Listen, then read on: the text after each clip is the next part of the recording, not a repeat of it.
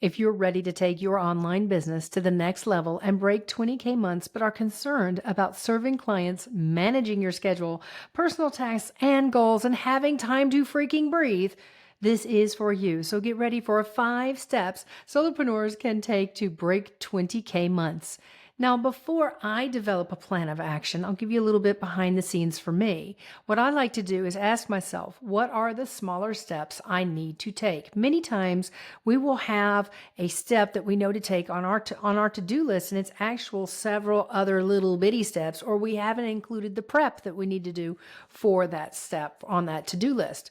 So again, this is where I overwhelm myself with the listing of all the things in my head. So I get it down on paper and I see that big to-do list. Now, everything is not urgent and important. So this is where you need to think about what needs to be done today. So you pick one task and then you take a look at that task and really ask yourself, what are the smaller tasks and involved in this? And this helps me find my point A. So a great example of this, to really make it just a simple example, is like getting ready to mow the lawn, for example. Many times I forget to I have an electric lawnmower, to put the battery in the charger before I mow the lawn. And I don't keep it in the charger because that's also what wears out the battery, but I forget to go ahead and do that. Like maybe first thing when I wake up in the morning, if I'm going to mow the lawn that day, or the night before, I forget to do that. So I'll get up and say, I'm going to go mow the lawn. And I get out there, I get all my tools together, and I've got the lawnmower and I put the battery in. I do all those steps only to find out the lawnmower is not going to run. And I got to wait another hour or so for the battery to charge back up. So these are the kind of things that you think about your point A. It's like, what's the prep work I need to take in order to do this? Give yourself a little more time to do something versus just hopping all in, gung-ho, ready to take on the task. Think about what your needs are as you go throughout the day. If you are, say, doing some spring cleaning in your house, for example, you want to make sure that you have some water available while you're going around the house cleaning. You want to make sure that you have whatever you need to support you. So these are other things that can do with prep work. I like to prepare my office before I start working. And this helps me slow down in my business. So when you start thinking about all that to-do list, yes, it's great to get it down on paper, but at the same time, you need to think to yourself, what do I need in order to get through this day? What do I physically need? Do I need to go out and, exercise, stretch? What do I need? What do I need personally? And then look at what your to-do list looks like for that day. Look at your calendar, see what you've got lined up, and ask yourself, what am I capable of doing today? And this can apply to business as well. Now, when you're sitting there planning with your business, and just about anything in life, really, when you're making big plans, but with business in particular, you might want to ask yourself, what will get in my way? Because there will always be something that's going to get in your way. In life is life. Life happens. Things happen. In business, there's always going to be something in your way. Either it's a team member who doesn't quite understand the assignment or a client who seems to be more needy than normal, or you're having issues with an agreement with someone else that you decided to do something with. There's all kinds of things to balance in business. And on top of that, you have to make sure that your computer is running well. All of your tech is doing okay. Everything is, up and running smoothly. So what will get in your way? The thing is when you think about it that way, you can't really plan for every obstacle, because it will always be something you need to do for the family, the house. And let's not forget yourself. Through experience, though, you will start to identify common obstacles. So I write those down. I write down my common obstacles that I have experienced with, say, even just posting a post. There's always something like I have to sit down and constantly look for the images, or I'm digging through files or something to find something that I need to create that post. So I set up Notion and started creating a better project management system for me. Most of the project management systems did not suit my business, so I created my own through Notion, which, by the way, is free forever. So I'm all about getting free stuff.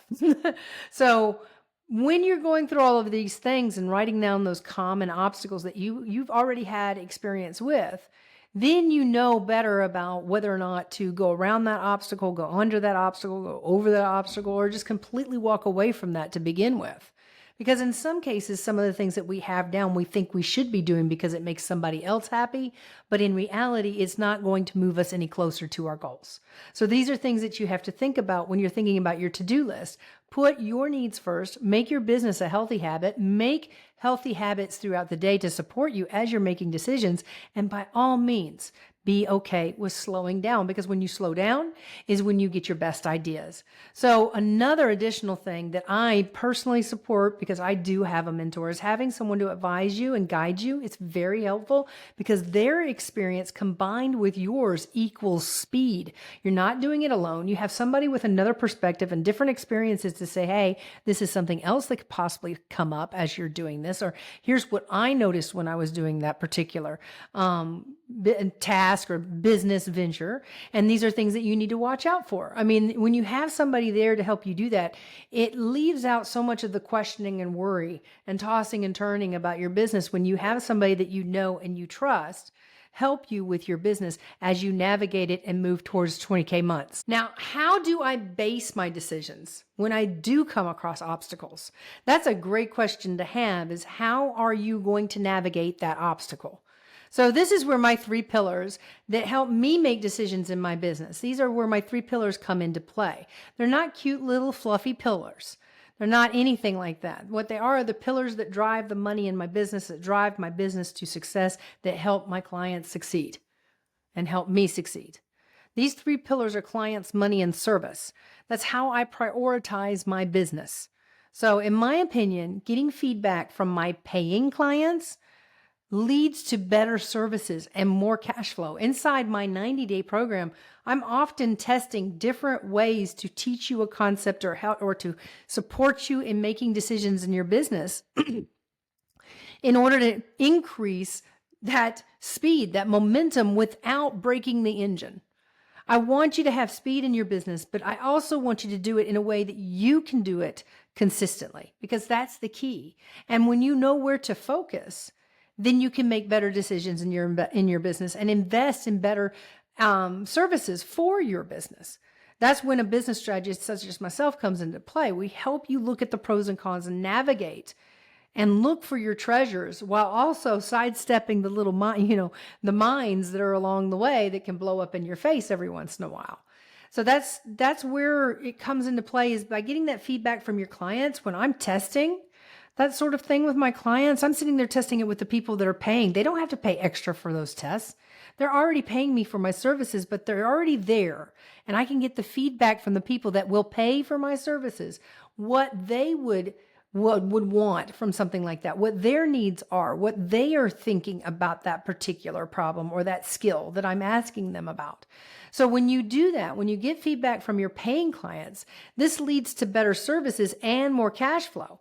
So I can continue serving successful solopreneurs, growing this beautiful business I own, and living my life on my terms, riding horses any day I want to. So, I also discovered something about group offers while I was delivering my services. I have done group offers. So when you do these group offers, here are some things to think about on the pros and cons. This is on the other side of having served clients successfully in a group offer and why I decided to go back to one-on-ones. And it does depend on the type of client that you have and how they can learn about something, how they need to be supportive, but it's also about what's doable for you.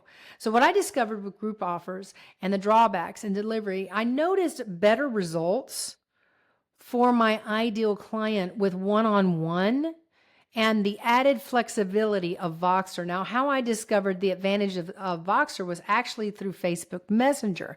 The only con with Facebook Messenger is that too many messages from non-paying clients. So Voxer creates that more intimate space where that's for paying clients only. And I know when I hear the ding from Voxer, it's my client, and I can get on there and address them during business hours. Now, one of my clients, she was like clockwork inside of my business. And several of my clients have been like this. They remind me of me when I was in their shoes. And this is what the one-on-one experience gives me. I get to see myself that, many years ago with the excitement, the worry, the second guessing, and, business is like raising a child. You're just constantly wondering, am I doing the right thing? Should I give up even? I mean, so many things cross your brain, but you keep putting yourself out there. And my clients are much like that. They're always asking, am I doing the right thing? Now, the pro of the group offer at that time, when I was doing a group offer and one-on-ones together, according to my paying clients, was knowing that they were not alone in the journey, which I do find valuable. But I also saw them more focused and more deliberate in their actions and more confident with the decisions they made in business when they were in the one-on-one container. The con with the group and one-on-one container was my energy and what I am able to do. So the group was too much. I'm not someone who I do okay in groups, but I'm better in one-on-one experiences with people because then I can really focus in on that person and really give them my opinion, my recommendations, what I believe would be best for their business. So in that way, the group really didn't serve me, which, then leads to me not having as much passion behind my services and, kind of a pushback with selling it because I'm not all in with it. So you have to be all in with it too. Now with the one-on-ones, now the pros was the flexibility hands down. Because of my autoimmune disease, this was like the biggest pro for me, but I also see it as a pro for my clients as well because of the stage of business that they're in. They are time short, so there's no waiting to get on a Zoom call once we have the plan in place and we are clear on what we will be implementing together over the next 90 days. This is how my 90-day program works. We set up that 90-minute call. That is the Scale Without Stress strategy call that you can invest in. Just check out the show notes. But the 90-minute strategy call leads to, if we decide to work together, the implementation of that plan. So what I have found that is with Voxer, I have space to be flexible. I can zig when I need to zig and zag when I need to zag instead of being reactive. So for example, I recently had to move my horses. I had to make a decision that usually takes about 30 days to make in less than 1 week. I drove over 200 miles and visited and called about 20 or more farms just to find a new home for my horses. I had a major schedule shift and had to prioritize everything. But because I have the services that are flexible with that kind of thing, I didn't feel like, oh gosh, I'll never get anything done. Oh my gosh, X client needs this like now. And I didn't have all that feeling because of the flexibility of Voxer. I was able to establish when my office hours were and when we would meet, which is 3 times a week. We talk back and forth Tuesday through Thursday. I help my clients go through, sales calls, events, and whenever they have a question on their mind, there I am. They have an answer within 24 hours. If it's something that we need to slow down and work on, however, that looks a little bit different. I supply you with the resources and walk you through that decision while we are moving with speed towards keeping that revenue moving and scaling your business. So when it looks like that and you have to make major decisions, you really need to look at how you're delivering your services so you can have that flexibility. I also know that I have ended up in the hospital many times because of my autoimmune disease. So with Voxer, it works out great for me because it is more flexible. Would I work from the hospital? Knowing me, possibly. It depends on the situation. It depends on the situation. But at the same time, you also have this flexibility of knowing how to communicate with your clients and letting them know what's going on in case you can't come in during business hours and how you will, address that at a later date. So my clients also have experienced moments when life just said, you know what, things have been going okay. Let's have some fun, shall we? And the next thing you know, their kids have done something at school or someone else has asked them for help and the list goes on. Now with Voxer, we have that space to be flexible and we are also running a business that is fully booked. It has clients. We're scaling the business. So we're busy. We don't have time to stop down in Zoom or watch long videos. We need to have our plan in place and then take action from there. And I help you implement that plan of action as we go through our 90 days together. And we do focus in on one thing. So Voxer gives you that flexibility, but you also have that focus as well.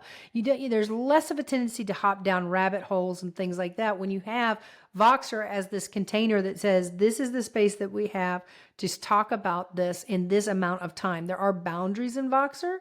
And that's, not just the business hours, but how long we can chat in Voxer, and also being clear when I'm closing out the session, but then I will be coming back to the session later on that day or tomorrow, for example, or I'll see you next week on, when we start this up next week. It just depends, but you got to keep that balance in Voxer. And a lot of it does have to do with clearly communicating and being present with your clients, which is why I love the flexibility of Voxer. Nobody has to wait on anybody. We're all working on our own schedule, but when we have questions, when my clients have questions, they have someone to ask questions from and get recommendations of where to go next and make confident decisions in their business as they move forward while serving clients and scaling their business to 20K months.